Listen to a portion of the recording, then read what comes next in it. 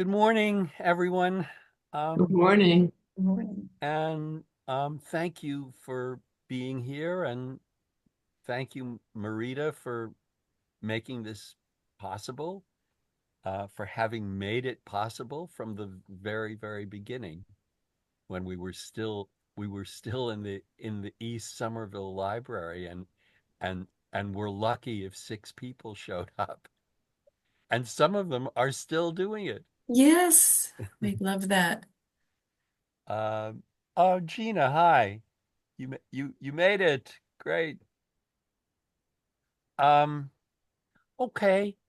Well, I think we'll start, and I think I'll start by reading the poem To Earthward by Robert Frost. It's a poem from 1923, or it was published in a book in 1923. It might be a little earlier than that. Um and To Earthward. Love at the lips was touch as sweet as I could bear, and once that seemed too much. I lived on air that crossed me from sweet things. The flow of, was it musk, from hidden grapevine springs downhill at dusk? I had the swirl and ache from sprays of honeysuckle that, when they're gathered, shake dew on the knuckle. I craved strong sweets, but those seemed strong when I was young. The petal of the rose it was that stung. Now no joy, but lacks salt that is not dashed with pain and weariness and fault. I crave the stain of tears, the aftermark of almost too much love, the sweet of bitter bark and burning clove. When stiff and sore and scarred, I take away my hand from leaning on it hard in grass and sand. The hurt is not enough. I long for weight and strength to feel the earth as rough to all my length.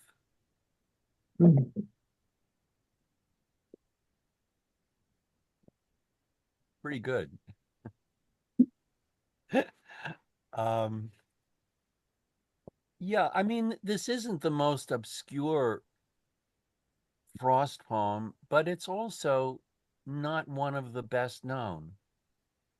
And I, I, the other day I looked up Frost in a Norton anthology of modern poetry, and this poem wasn't in the in the Frost section, and I I I think it's one of his very, very best poems.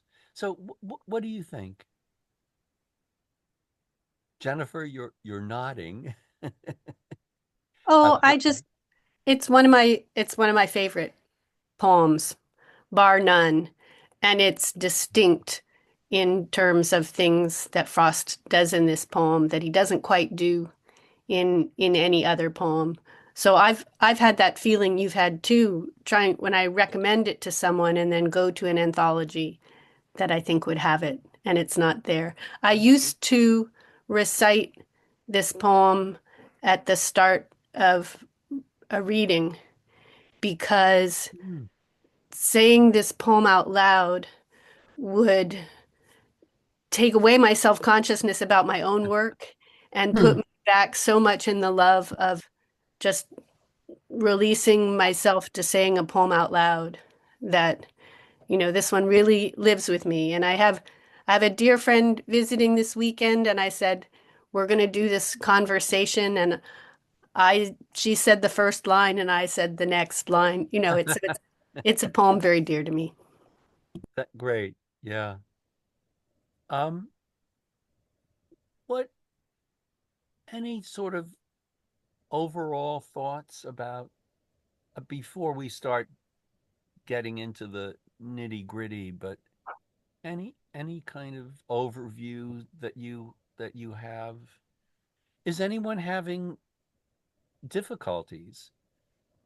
Are there places in the poem where it's kind of where it's challenging to follow or because it's very convoluted in some places.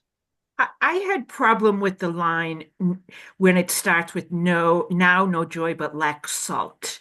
Well, that that that's a line we're going to talk about a Okay. lot, and the punctuation of that line or lack of punctuation at the end of that line has been an issue, and it's really it's an important line. It's really a Okay. turning point in the Yeah, poem. I reached a mental block. I couldn't Yeah, read it anymore. Yeah. we'll try to help. Okay. Uh, yeah, Nick. Yes, this will be a shocker, but I'd like to start with the title. Oh, all Uh, right. to Earthward. I mean, Earthward.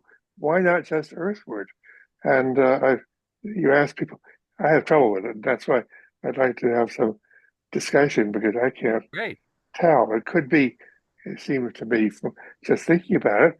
It could be uh, to the grave, uh, but the poem doesn't seem You think it might be? No, Yeah, well, no, I I don't, do. well, I don't see it in the poem. All right, maybe it's all right, fine, uh, because I can read it as an erotic poem and Sure. make the last stanza very different. But why again? Why the preposition? Why the two? Yeah, any thoughts about that? It is odd. Hmm. It looks like Wendell's has a comment. Oh, yeah, please. Well, Len? it it begins with a kind of adolescent lust, if you will, and I resonate at 80 with the last with and that that Frost should at this point what he would have been 50, you know, 45, 50, something like that Yeah. to speak to my current condition at 45. Well, I was a long way from speaking at my condition at 45. So it's an indication of his his genius, I guess you'd have to say. Yeah. But let's go back to Nick's question about the title and the oddity of the title. I mean, it's true. It could have been Earthward. Um, but why two? Anna, yeah. You're muted. Yes. Hi. I think having that preposition for me it expands the momentum and the movement of the poem. If it were just earthward, it would seem like a very quick fall. But if it's to earthward, it makes it almost an ode to this motion and this sort of arc of life of going from a time when you're almost too suffused with the intensity of sensation and emotion to a time when you kind of crave having that support of the earth along your body. So it's a larger, for me anyway, that's what the preposition Yeah. does. It sort of it enlarges the experience to not just a single day, but to a whole life. Yeah. Yeah, I agree with you. Gina? I also agree with that, and it to me also emphasize the directional movement, and Right. I think as a device, it helps to focus the poem on. It helps already the reader to focus on movement and shift in the poem, and it served to narrow my focus. Yeah. because it, for me, indicated some relationship with death at the very outset, right? Yeah. Yeah. Yeah. Well, it's like a suborbital flight, right? And Yes. like Alan Shepard goes up and he arcs and he comes. Yeah. Yeah.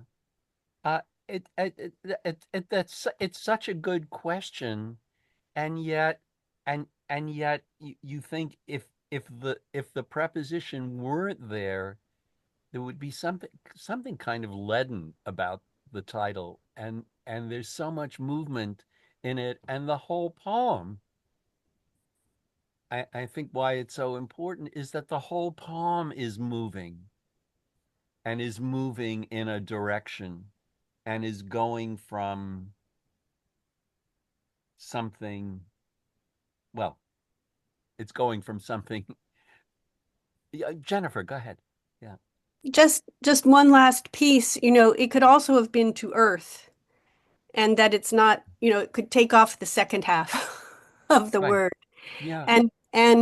And this is sort of the counterpoint to Anna's point. I feel like if it stopped at to Earth, that would be the coming down to Earth, whereas to Earthward means you think you've come to the end, and then it keeps on going. So That it's really about a process and about a movement rather than a just one thing.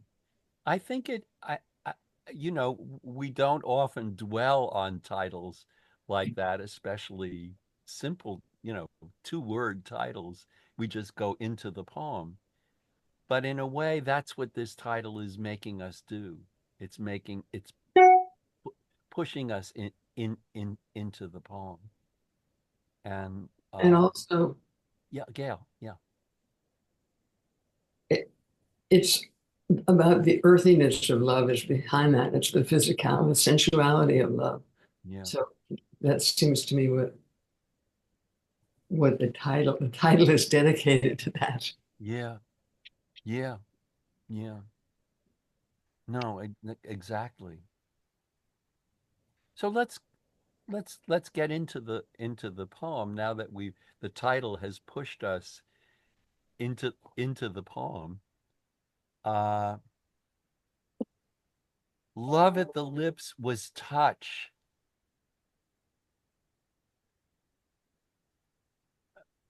What do you make of that as a line? Even though it's an incomplete sentence, and it's certainly forcing us into the enjambment is forcing us into the second line. But what do you make of that as an opening line? But again, it's still about the physicality and earthiness of love. I mean, he's not talking about romantic love alone. Right. So Right. the physicality goes throughout the whole poem. So even a kiss is, I think maybe we don't, or poets don't often think of a kiss as touch. Mhm.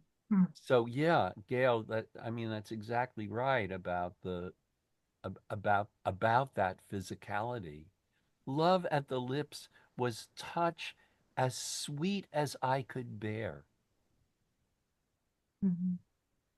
What's Lloyd, too, it's not love on the lips, right? love at the lips. And that's just like the two in the title, it's just it's right there, but not there yet, Yeah, or right, right. I actually hadn't thought about that before, but yes, it's at, and right, it's not quite there. like at the door, not Yeah, in the door. in the door. Right. It might even be spoken, right? Like it's just on my lips Oh, to say it. yeah, yeah, Mhm. yeah. Um, What's also interesting to me is that it's most of the lines are pretty straightforward iambic. This mhm. one starts out with a stress, Yes, right. Mm. sort of So unsettling right there. Yeah, so there's this kind of swing to it, this kind Mm. of rhythm, and then a first line that rushes into the second line that we almost can't take the time to pause and think about, well, what meter is this poem going to be, is this poem actually in? It just moves us forward. Something that I'm thinking about is that there's like an element of like newsworthiness to this first line, like because of like and the way that because of its position, because it's right at the beginning, we've turned touch into something really overwhelming. Like something being touch is now like this. I'm it's magnified. I'm overwhelmed and out of breath at the possibility of what touch is. And then and then it follows, it tumbles over the line to like as sweet as I can bear. So our poet is also overwhelmed, if that makes Right. sense. Yeah. Yeah. Yeah. And once that seemed too much, I lived on air. And then, but we can't stop there either. Oh, Susan? No, she's Oh, you're muted. I Hey. was just going to say I love the way that space and the visual space leaves us just floating with the touch of the lips there. Yeah. Then the next line that crossed me from sweet things, you have space for the Yeah. movement there. Yeah. Yeah. And and it's just everything is in motion. Everything is in motion. And even I lived on air, which makes you, so it's the end of the stanza, and it makes you want to pause, but you can't. And then the next line that crossed me, and then that's that's what's happening in that space. As you say, that crossed me from sweet things, and then what he's sort of figuring it out. I mean, Well, it's not entirely there yet either, even in his own mind. That crossed me from sweet things. The flow of, was it musk? I mean, he's still. It's the thought process is also in motion. and even going back to the third and fourth lines, Yeah. if you take the semicolon seriously, Yes. and then it's hard to read that clause. And once that seemed too much is the way you'd read that with this full stop. Yes. And, but you're tempted to read it really as a comma. And after that seemed too much, or upon that seeming too much, I lived on air. It it feels quite unstable to me. Right. Right. We have to, and I'm glad you brought up those semicolons, because we have to pay attention to Frost's punctuation. Frost was very deliberate about his punctuation, and there's a story that I will tell you a little later when we get to the place that Ginny was asking about and how important the punctuation or lack thereof is to Frost and is in this poem. The flow of, was it musk from hidden grapevine springs downhill at dusk? Something I'm thinking about is that we get these two sweets and then we get musk. And it feels like that's a development. Like it feels like he's sort of rethinking that sweetness. The touch was so sweet. The air the air was enveloped in sweet. and passing the sweet was this musk, which is like a sort of stink in a way, but it's like a sensual stink. And I in my brain that moves it matures the relationship to the to sweet. It Yeah. complicates it. Yeah, it's richer than just sweet, more pungent than just sweet or just air. It's the air is full of something. It's almost tangible. Is earthy. Earthy, yes. Mm. Yeah. And bodily, like musk is something that humans develop. And it feels very sensual. Um Also, if we're like thinking about the prepositions, which I think he's making us do from the very beginning from the title, it's Yeah. love at the lips, but it's, as Jennifer was saying, it's not actually, it's not actually there yet. It's not touching there. And there's the overwhelm with all of this enjambment, touch as sweet as I could bear, and then the hard stop of the semicolon. And then I lived on air that crossed me from sweet things. I mean, I feel like this speaker is not actually touching anything. It's just this sort of intimation, the possibility of touch that's overwhelming. He can't even, I mean, then I go down immediately to the line that catches me every time I read this poem, the petal of the rose it was that stung.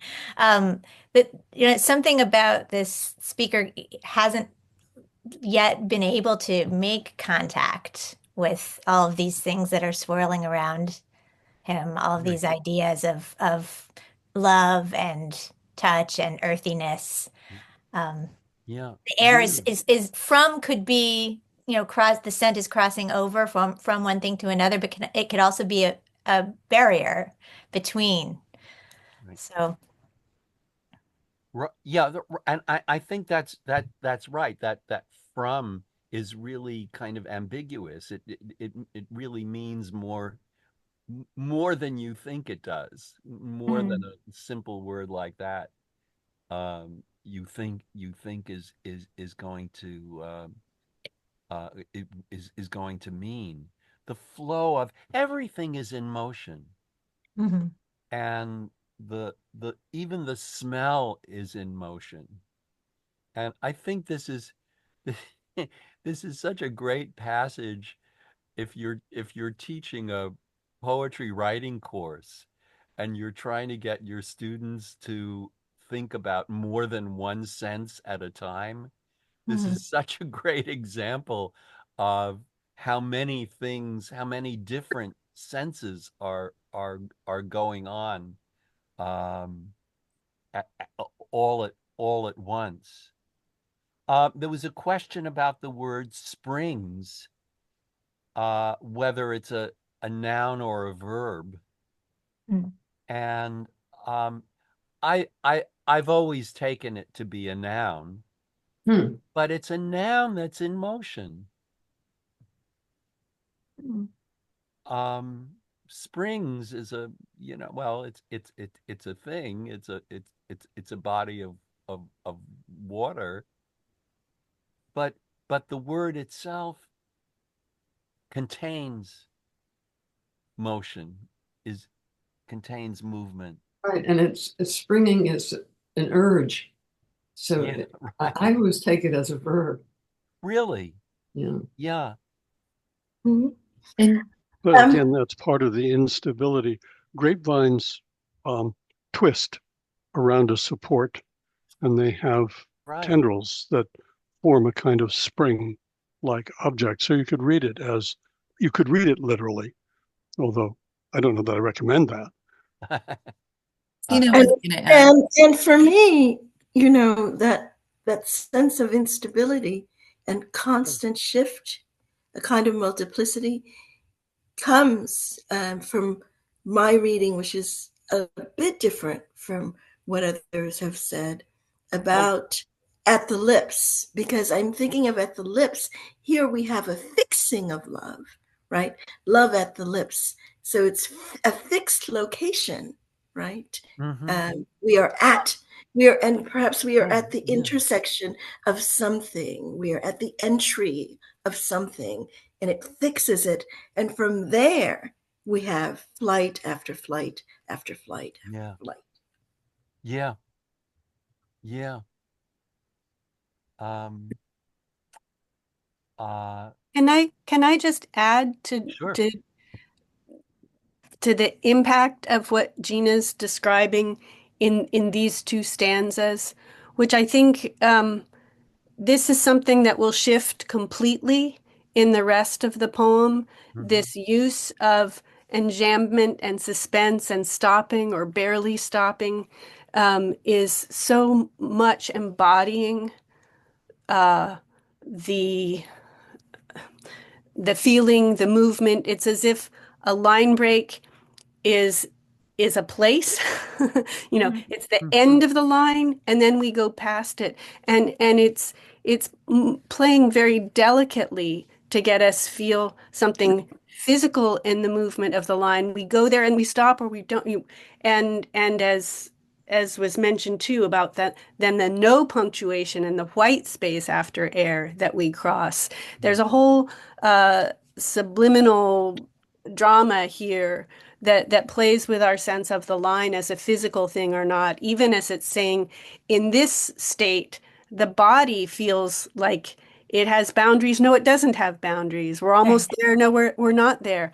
And that's the biggest thing that's going to turn both in the feeling of the poem and the embodiment of the feeling of the poem as things get isolated and bound and stressed. And we want to break out of that. Whereas we're flowing across it in these opening stanzas as the sentences are. Not simply, always with a kind of suspense that keeps changing. But then the orchestration of that just astonishes me. Yeah. And even the flowing, right, with the hyphen, right? Yeah. I mean, I'm a lover of hyphens. Right. Dashes and hyphens. Dashes. I guess Yeah. it's a dash. And Yeah.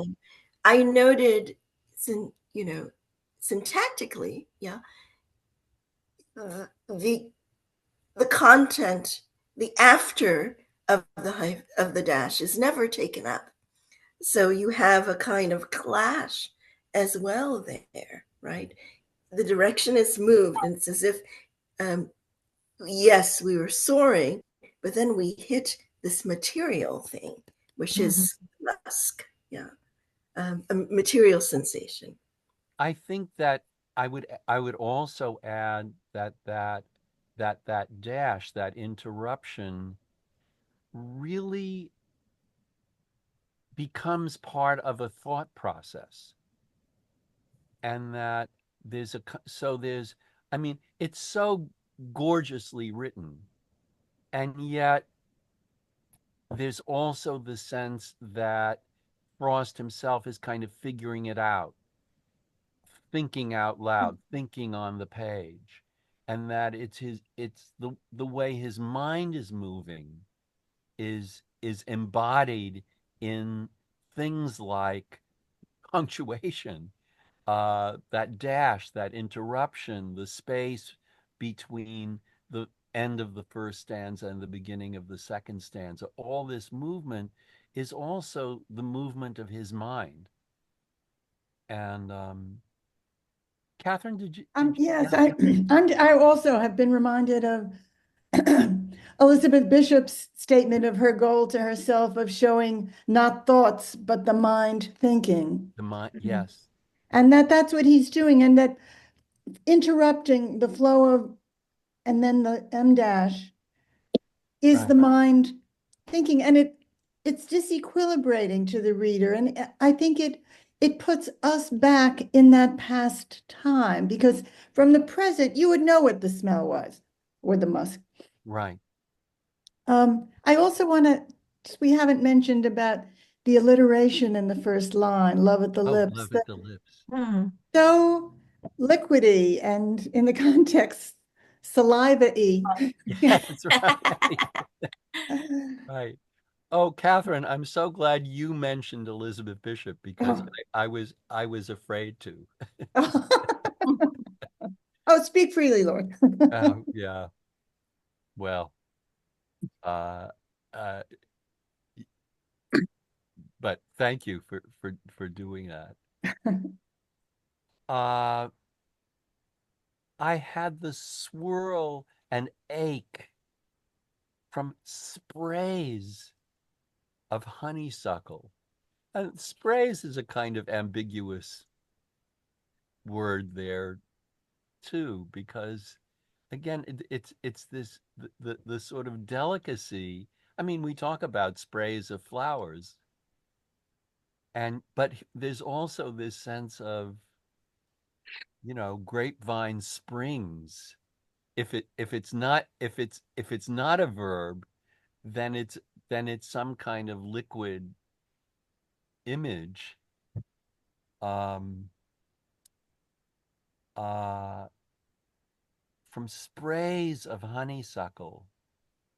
Honeysuckle itself, I mean, is already a kind of such a sensuous name for for a plant.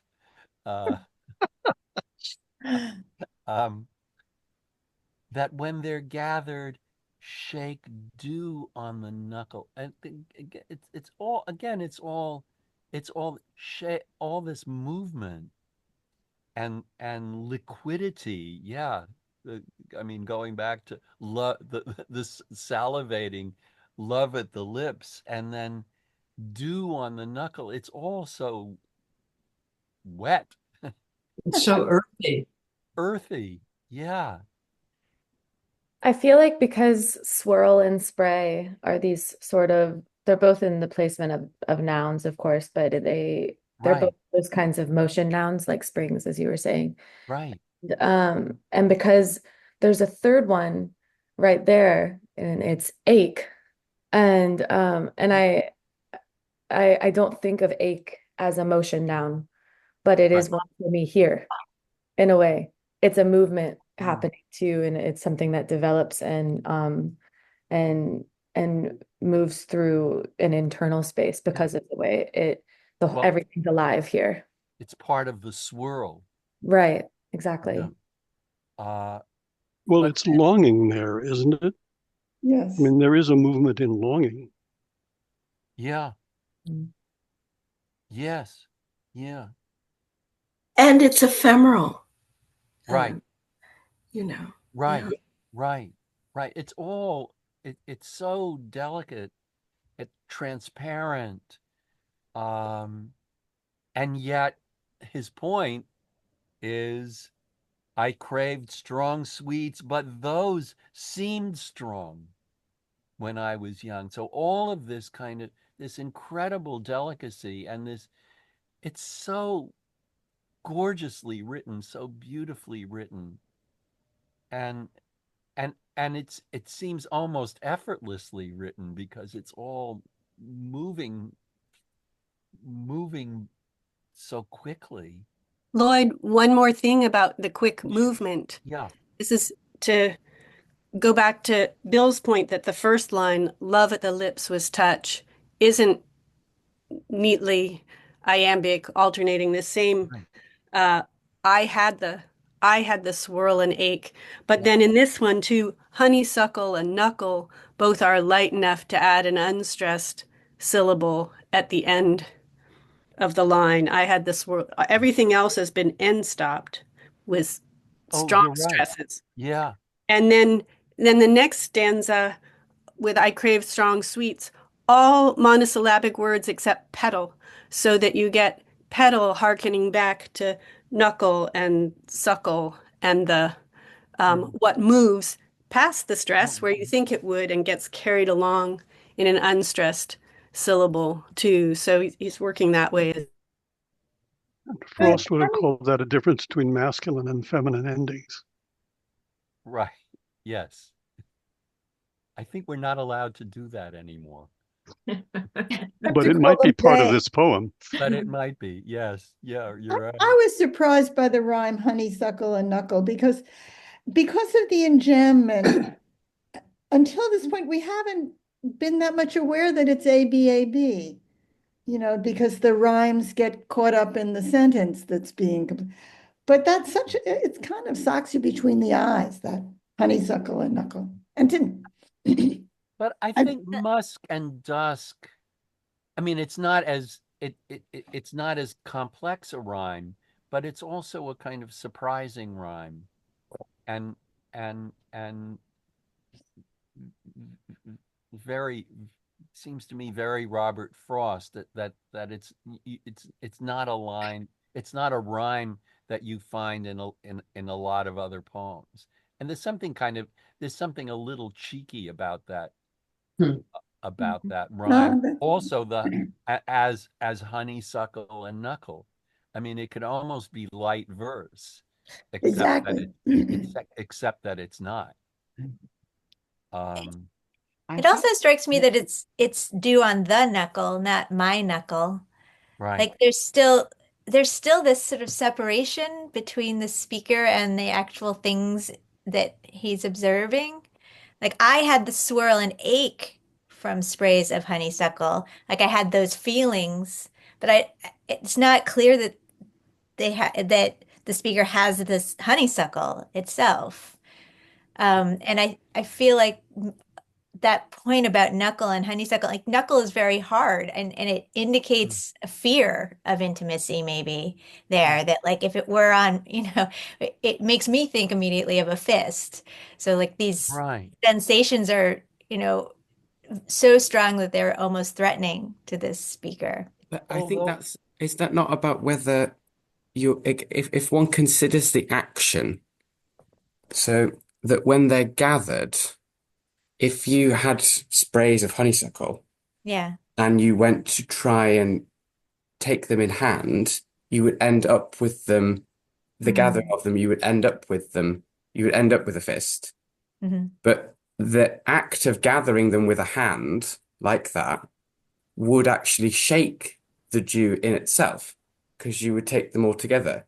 So the shake, if you see it as a kind of verb, from sprays of honeysuckle that when they're gathered, shake and drop dew on the knuckle, or from sprays of honeysuckle that when gathered, shake. As in the shake is the shake a description of the act of gathering honeysuckle together, or is there a kind of lost word in there from sprays of honeysuckle that when they're gathered are shaken, as in there kind of could be there's almost a ring of a passive in there, are shaken and dew drops onto a knuckle, in the way that springs, because when people were talking before about springs being a verb or a noun, that line can be, was it musk from hidden grapevine downhill at dusk?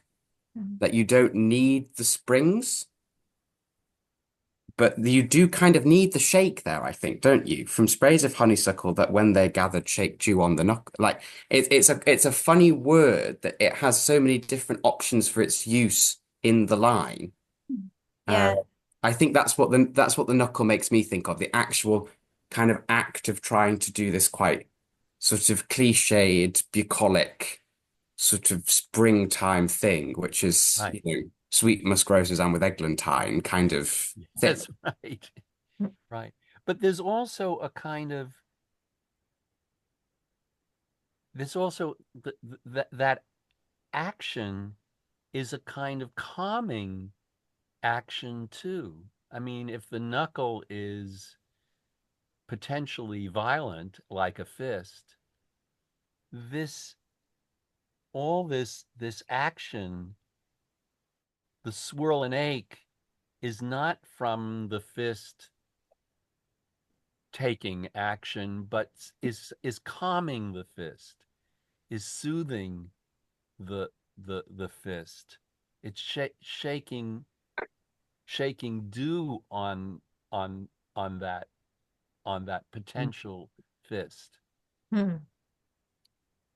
I don't quite know like what I think about this, but something that as we're talking about the motion of this poem, and I've been kind of rereading the first three stanzas over and over, as you know, here we are, we're landed. And what's new in this final couplet that we've been looking at is that it's the first time that we're in present tense. And it feels like some sort of arrival at the source of the overwhelm in a way. I mean, we're about to go on a different turn, you know, as we move to the next stanza. And but what we've had is this person, this poet in reflection and in overwhelm and in overstimulation. And I had the swirl and the ache from the time that dew was on my knuckle from the honeysuckles. And that sort of seems to be a source in a way because of the backward motion of the past tense into present. So yeah, you are going to comment. I'll let you because I think I'm going in a different direction. So pardon me. Well, no, I like different directions. Okay. So this was the moment in the poem, that stanza in its entirety, where I was most captivated by the music of the poem. The swirl and ache stanza. Yes. And it was quite profound for me. And it had me, other lines of other poets actually played in my mind from those lines. Because I had read death into the poem from the outset. And so immediately I thought of, and I don't know if we go in these directions, especially an object that shakes, and the verb shake is so important as well, I won't go there. It took me to one of my favorite sonnets, Shakespeare's sonnets, Sonnet 73, which I love. Me too. And the music of that stanza of Frost brought the music of I think it is the second stanza, because then the first stanza, pardon me. And the last two lines, upon those boughs shake against the cold. Bare ruined choirs where late the sweet birds sang. Right. I'll just introduce that. But that seemed no, I love that. That's and I guess I began to see some sort of it's as if there's there's an interlocutor. It implied an interlocutor for me from there, which and other things. All right. Well, don't hesitate to. Yeah, but I don't want to over anticipate, overburden everyone else's reading. So I'll just. Don't worry. Okay. But everything. So the halfway point in the poem is this epigrammatic line, the petal of the rose it was that stung. And it's witty, it's clever, it's a very memorable line, and it's a real kind of turning point or stopping point. It's as if all this movement in the first part of the poem is leading up to this kind of epigram, this memorable, just poetic moment. The petal of the rose it was that stung. And there's almost something old-fashioned about the syntax. It was that stung.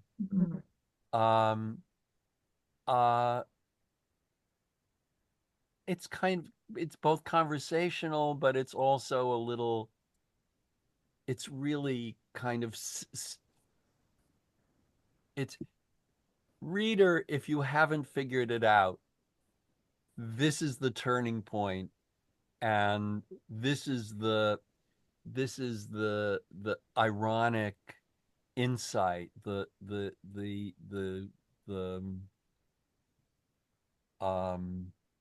surprising insight, the petal of the rose it was that stung.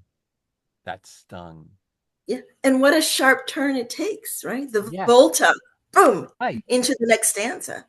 Completely. It's remarkable. Now,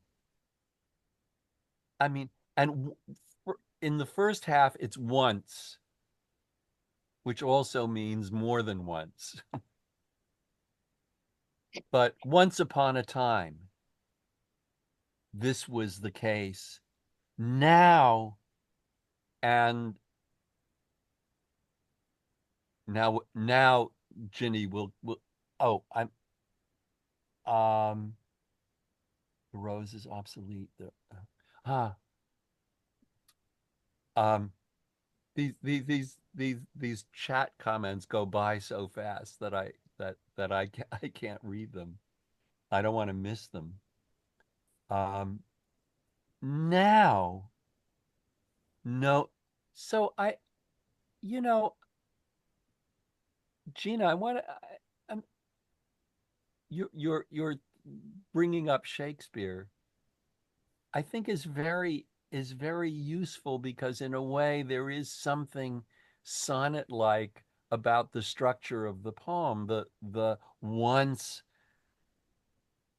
as opposed to, it's almost as if that is the octave of a Shakespearean sonnet, and now we're getting the conclusion, and now no joy but lacks salt, no punctuation. We have to move into the next line to understand what Frost is getting at. Now no joy but lacks salt, that is not dashed with pain and weariness and fault. So what's that about? What's he saying there? Well, I understood that there was a turn, Yeah. and I sort of understood there was a turn towards pain from pleasure. Yeah. But when I tried to figure out the syntax of the first two lines, Yeah. there are a lot of negatives, and I also did feel a certain old-fashioned syntax, but lacks. That's feels Yeah. old-fashioned to me. So I could follow the sense, but word by word was labor for me to get to what he was saying. But you can follow the sense, I because could follow the sense. That was, yeah, I could follow the because sense. I can't. I mean, I agree with too many negatives. And also, but and lack also have sort of a negative aspect to them. No, no, no is the most negative word you could practically have. So no lacks, even dashed, not dashed, no joy, but lacks salt, that is not dashed. So, well, what's he talking about? And I think the difficulty of the syntax is everything is flowing up until this point. And then now it's suddenly very convoluted. It's suddenly really, everything was clear leading up to the petal of the rose it was that stung. We know what that means. Wait, I don't. I'm sorry. Could you say something about that? About the petal of the rose? Yes, because I don't understand. Well, it's not the thorns, but his own everything, this sensitivity, the love at the lips seemed too much. I lived on air. Okay, The good, that's all good. Okay. swirl and ache from sprays of honeysuckle, the petal of the rose. It's not the thorns, but it's this kind of over sensitivity to the most What? delicate Uh, things uh, that were overwhelming. like being skinless, as Virginia will say. Yeah. Oh, But yeah. and now every pleasure comes with regret and guilt and sorrow. I No, disagree with that. in the no joy but lacks the salt. Yes. That is not dashed with. I'd like to. No. Oh wow. See, you are adding a comma that one of Frost's horrible editors added that he did not put there. And he is not saying, I think, and strongly think, it's very hard for me to disagree with you on anything, Bill, but I do disagree with you on that. Huh. What is this salt? I'd like to talk about that. I think Please. one of the thing about the salt that is just like neon to me, it's just really standing out, is that salt is we're hitting this turn, and we are thrusted in this turn entirely out of the sensory and completely into the abstract. And it's this huge, there's a grievance there, and our only concrete in that entire stanza is salt. It's our only sensory detail. And we are in the utterly sensory. We are overly, I'm glad you said sensitivity. We are overly sensitive. We are overly stimulated. And then we have this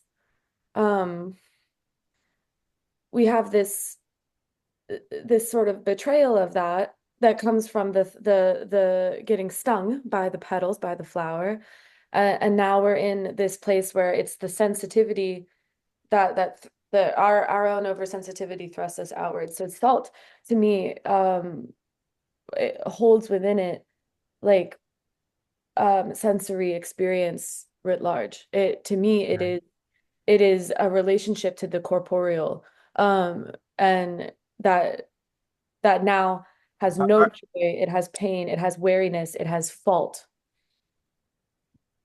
Okay, I'm with you so far, but I want to let me ask, does he want or not want salt?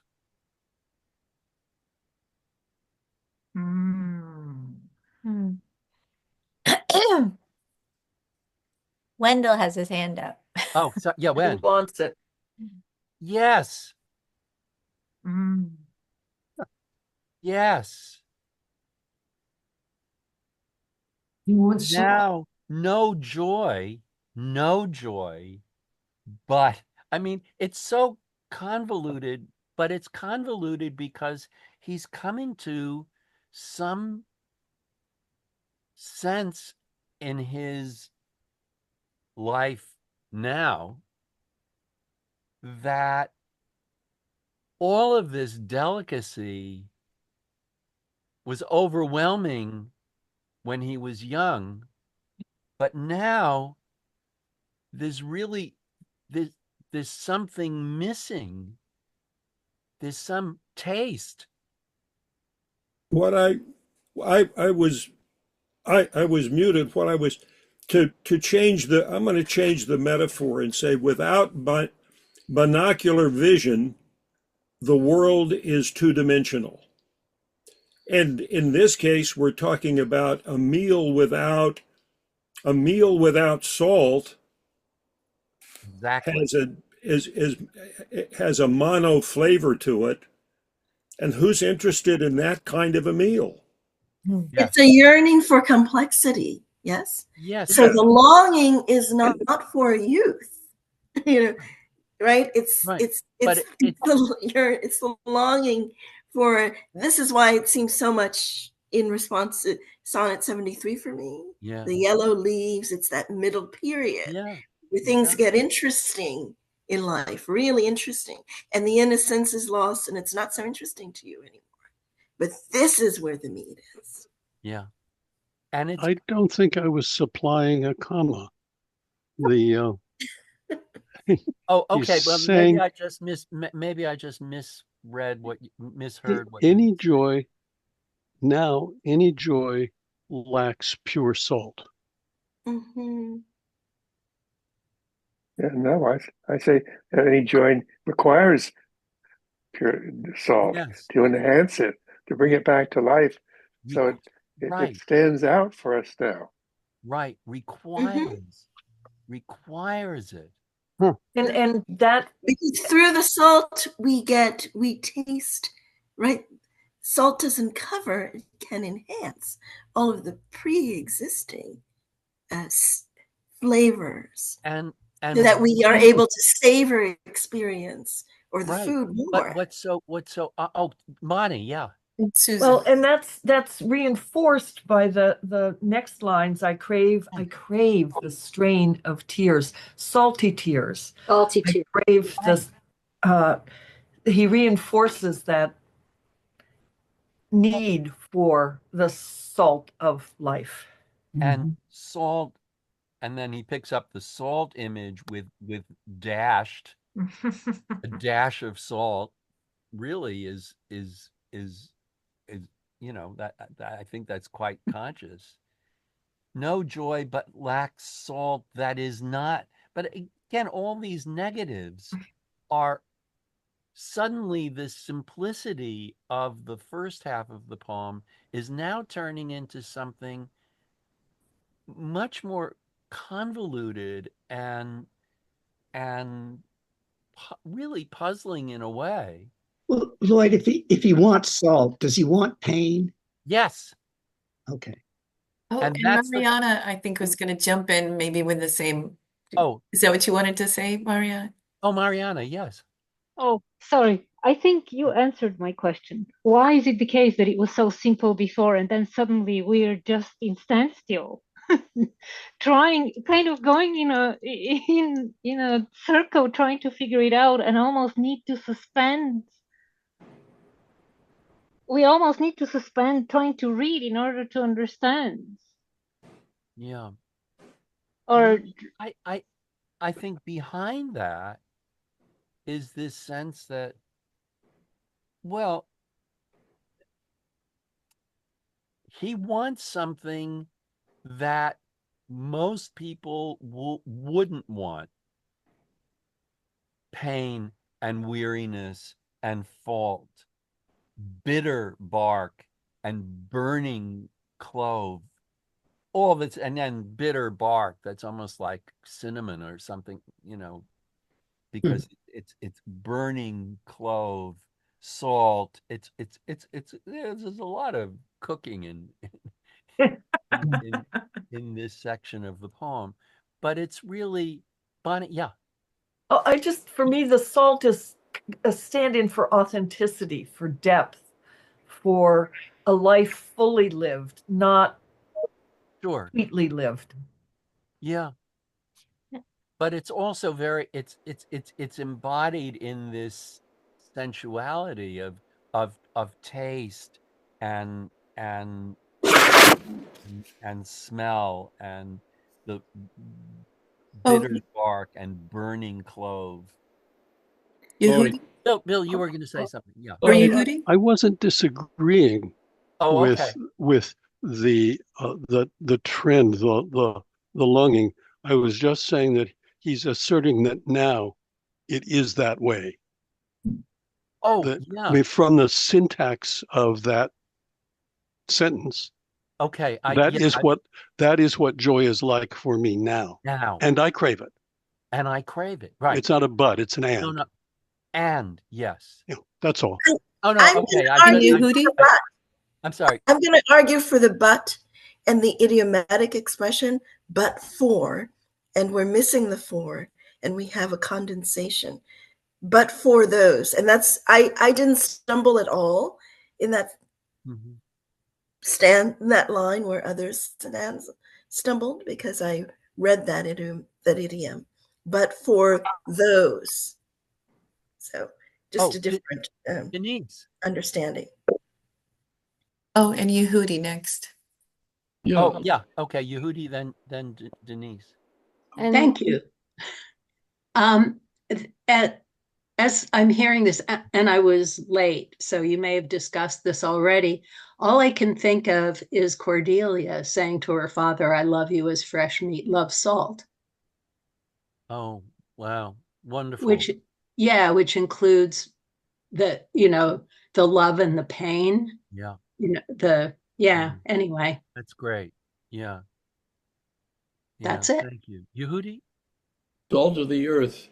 All of this, the second thing confirms and solidifies Gale's notion of the earth. Yeah. Yes. As the essential, the acceptance of the trials of experience and what that means. And that's compared to the ephemera of mere sensations which float. This is what he thinks is the reality and what he's after.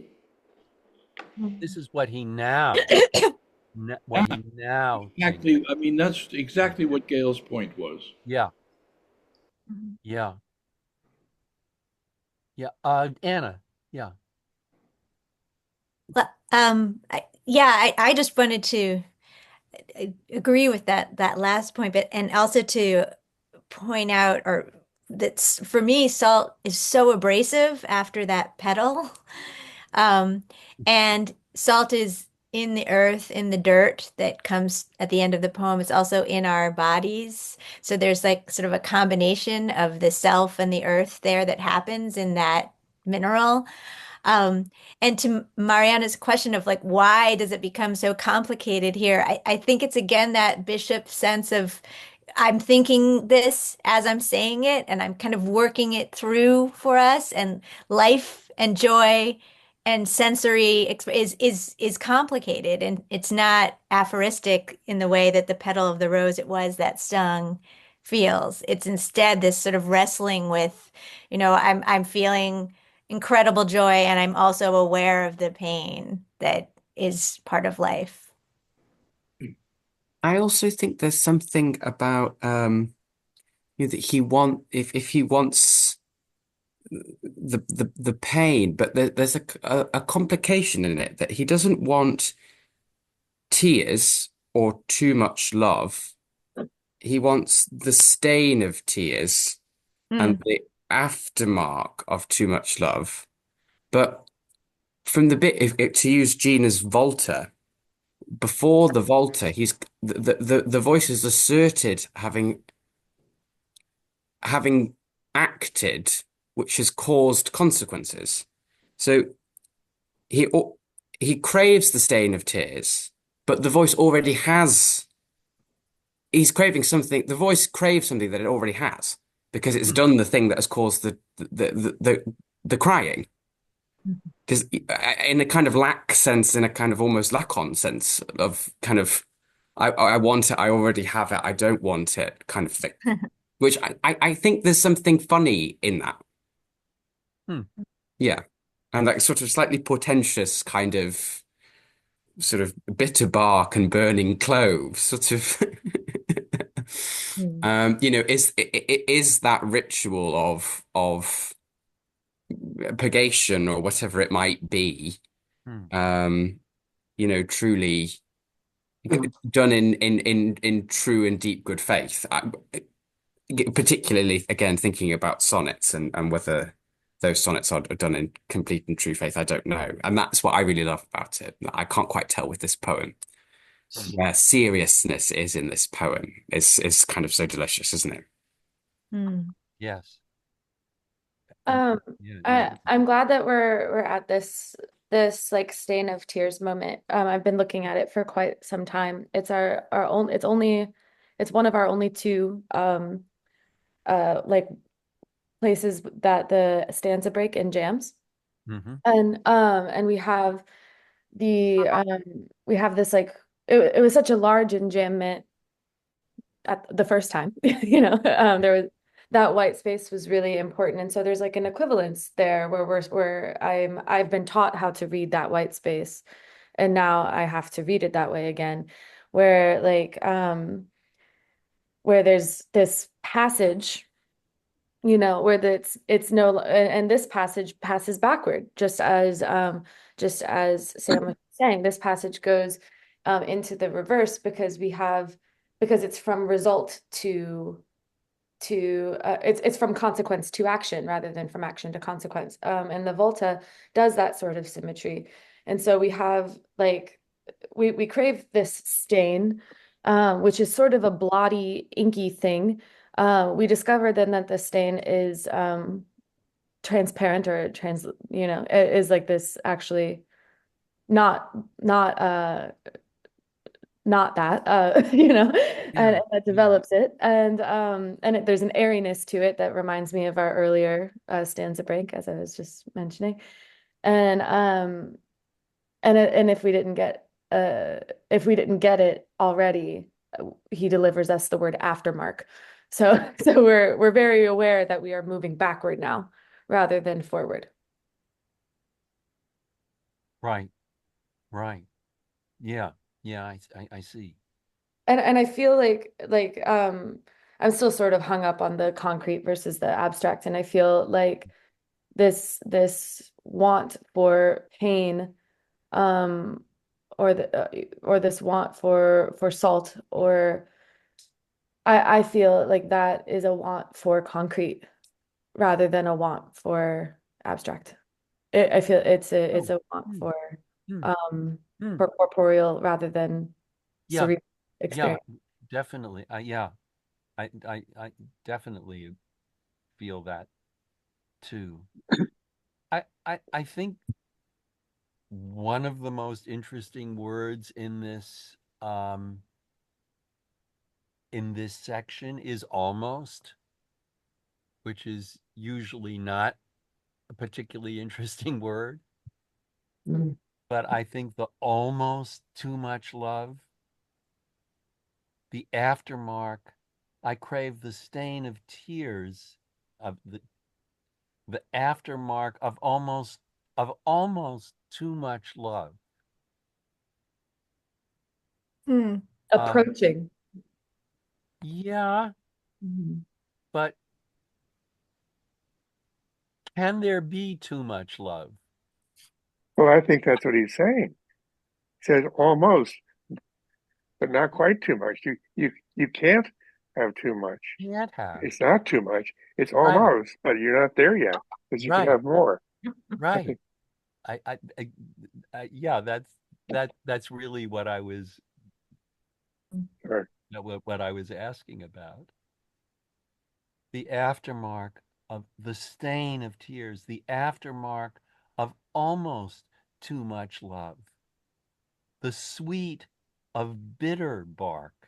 We have a third sweet. Yes. Yes. And this sweet, the first one was kind of plain sweet. The second one was sweet and musky. Then the third one is sweet and bitter. So it just keeps moving. There's four actually. There's four. Really? Well, stanza 1, 4, 1, 2, 4, and 6. Oh yeah, strong sweets. Yeah. Yeah. I didn't see it. Thank you. Yeah, good. And let's look at the last two stanzas. But why would we jump over bitter bark and burning clove? Oh, 'Cause I thought we didn't. Okay, yeah. I mean, burning cloves is a folk practice. To make bad things go away. Bitter bark, the original source of aspirin to relieve pain. There's something about a ritual or folk practice embedded in that. Burning cloves can't be incidental. You could burn cinnamon, it wouldn't scan as well. Right. But there's something in there about rituals of making pain go away. Hmm. Well, Sam suggested purgation, right? Bitter bark and burning clove, and purgation, cleansing. And I also had that reading, and also, I suppose, I often don't think of Frost as being so playful as he is in this poem. Yeah.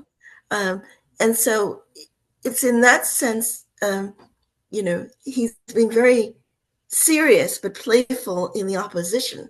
That there's a sweetness to this kind of dead seriousness. Yeah. Maybe not playful, but always sly. I found it playful, really, and I didn't know how. No, I meant about Frost as a whole. I didn't know how seriously to take the voice of that stanza. Yeah, I think like Sam said that he's sort of wryly observing himself a little bit. Like I used to have these notions of what love and pleasure were, and now I've disabused myself of them. But like I'm just sort of I'm moving in the extreme opposite, perhaps. Like there's no. So he's a little bit. Maybe a little ironic in that moment. I'm not sure, but maybe Sam wants to say something. So No, I think exactly, Anna, and sort of thinking about this question of this poem being written at an age that I am not at. Like I sort of delight in seeing. I delight in seeing something that I haven't. In something this is about the experience of a youth and an aging.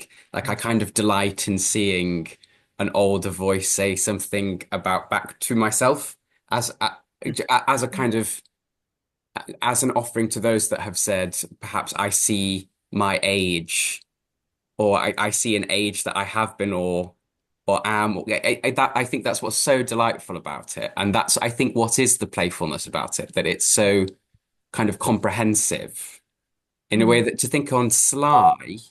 When I read other Frost, I don't necessarily see a comprehensiveness in Robert Frost, and that's what I like in other poems of his. Whereas in this, I do feel that we're kind of all being asked to see something of ourselves or see something of a life in this poem. And yeah, I mean, it is brilliant, isn't it? Like, just a brilliant poem. Yes.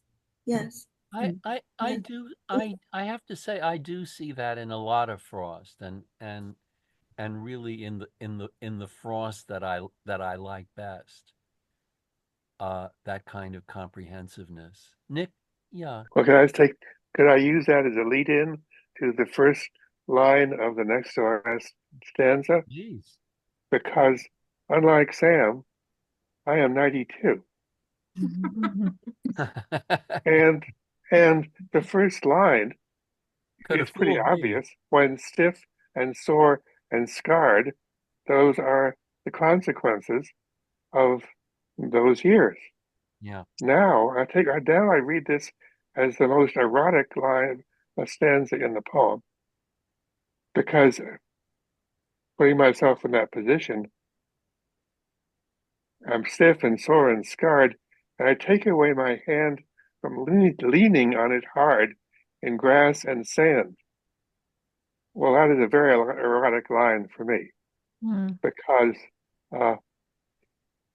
in certain circumstances, that's exactly what one has to do at an advanced age to be, as let's say, effective as possible in the process, without getting too explicit. In grass and sand, a tryst on the beach or on a field or a casual spot. Yeah, it hurts to be leaning on your hand in those things, but you're doing it for a very specific purpose, and that's why I regard it as such an erotic line on its face. Yeah, sure. Yeah. The hurt is not enough. But even there, he's going to something more extreme, isn't he? Yep. I long for weight and strength, for weight and strength, to feel the earth as rough to all my length. So, what do you make of that ending?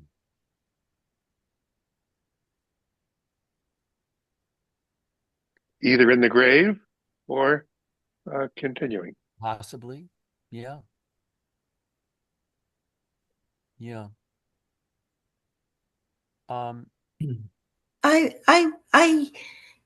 So there's a movement to the concreteness of the last two stanzas, but the last two stanzas, although they were concrete and material, right, in opposition to the stanza before, which was very open, yeah, and I think, as I said, playful, and I think maybe playing to the reader, right, in possibilities of interpretation.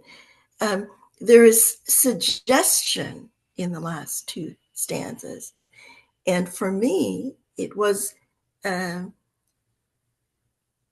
absolutely erotic, but at the same time, a meld of sex and death, right? And an invitation to death, and an open invitation to death without regret. Yeah, I think to build upon that, like it seems right, we're moving away or moving back to the sensory, and I'm glad you said erotic. Like it feels like he like our speakers just coming to terms with like that is how he will regain his erotic. That's how he'll regain his sensory experiences. The only invitation left to him is death, is material. That's his relationship to the material again. That's the thing that's coming. And he's welcoming it as a return to his corporeal self rather than his longing self. It feels like it's the end of the longing, if that makes sense. It's the satisfaction of the longing in a way. That's what I mean by that.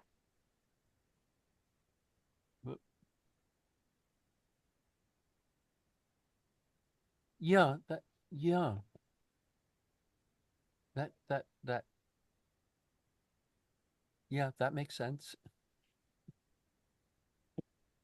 It's a longing for weight. Like it's a longing for sort of feeling one's body against the earth. I don't know, I go back and forth because it is, when you die, your whole length is spread out against the earth, at least for a moment.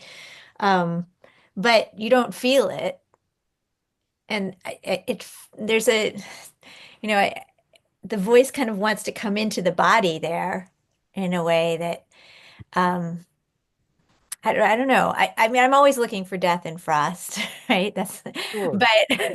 But here the sense of being concretely in the self feels very close to those final lines. Well, I think that maybe the key word in this last stanza is strength. Mm. And it's a complicating factor because he's longing for this. And the hurt is not enough. And I long for weight.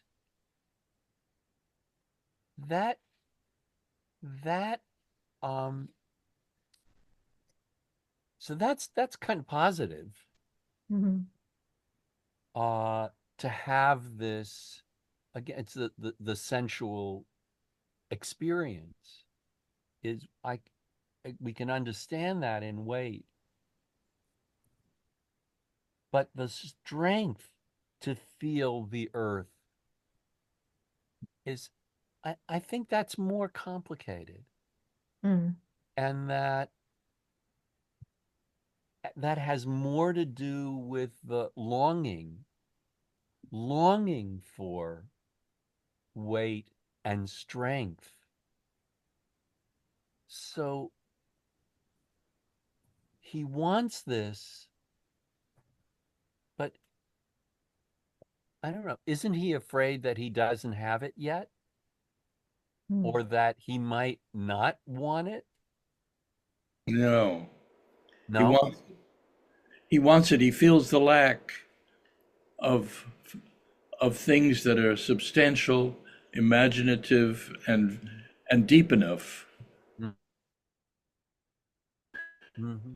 Sufficient universal meaning. Mm-hmm. The first verse with all its ephemera is not really backed by the substance of the second but the longing for it is there. It's the dilemma of a creative. Mm-hmm. Always, Why? always feeling the inadequacy and the limitation of the thought and the image. No, but yeah. I'm sorry. I just briefly, I think that length is not only the length of the body on the earth, but perhaps the length of his life for all.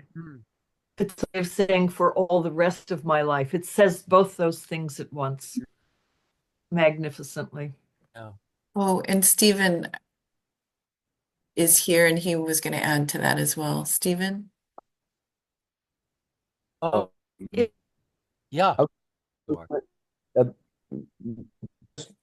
For a little bit the personal, not the poetic. I think this poem might be about an intellectual, philosophical idea, but I think primarily it's about living in the personal life. And we all feel when we fall in love, we're alive. We feel this is life. This is what life's about. And then you suffer losses. And, we know not to read back into this, but we know that for is suffered by then.